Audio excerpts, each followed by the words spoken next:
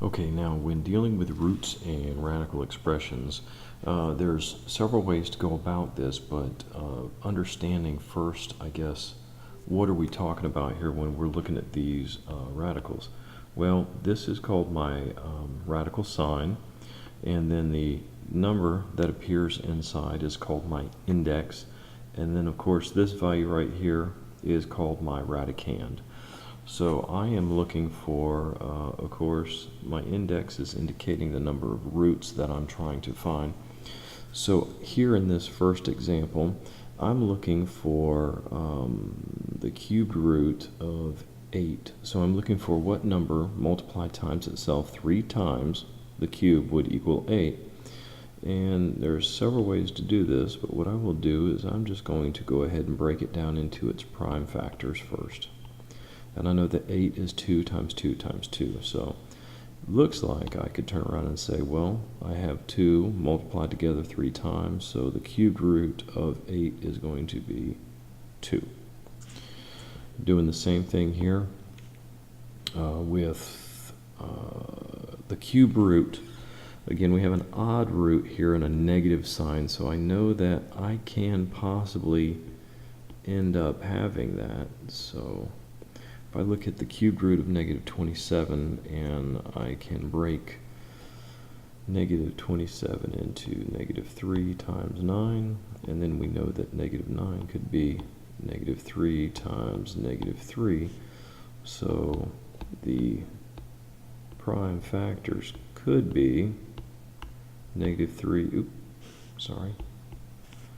negative 3 times negative 3 times negative 3. So my cubed root of negative 27 is going to give me a negative 3.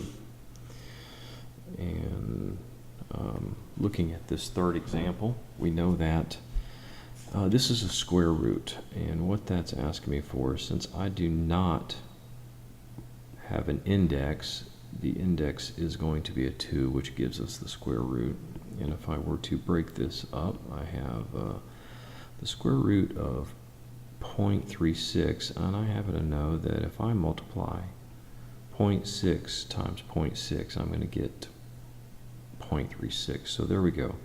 I was looking for a square root. I happen to have an item squared, and these two things are going to end up canceling each other out, so my answer is going to be 0.6. And I say cancel each other out, that's what I teach my students, but we know that it turns it into 1, so 0.6 is my answer, negative 3 is my answer, and 2 is my answer. So that's simplifying radical expressions quickly. Now, as I go farther into simplifying radical expressions, this is going to be a little bit different. As I'm simplifying this square root, I'm going to use the properties of multiplication, the properties of exponents, and I'm going to rewrite this expression or break this expression down some. Now I know because there is not an index, we're looking for the squared root, so we're looking for things that are going to be multiplied by it times itself. So I know that I can break 16 and x to the 8. I haven't changed anything, I've just showed the multiplication. So then I know the square root of 16. Well, I know 16 is 4 squared. And then if I was trying to find the square root of 8, learning my exponent powers that we have, I happen to know that that would be x to the 4th squared, because my exponent raised to an exponent becomes multiplication. So now I can simplify this, and we know that the square root of a squared item, so it turns out that my answer is going to be, these things are going to cancel out, making them 1, so I'm going to have 4x to the 4th is going to be my answer here as I simplify that radical.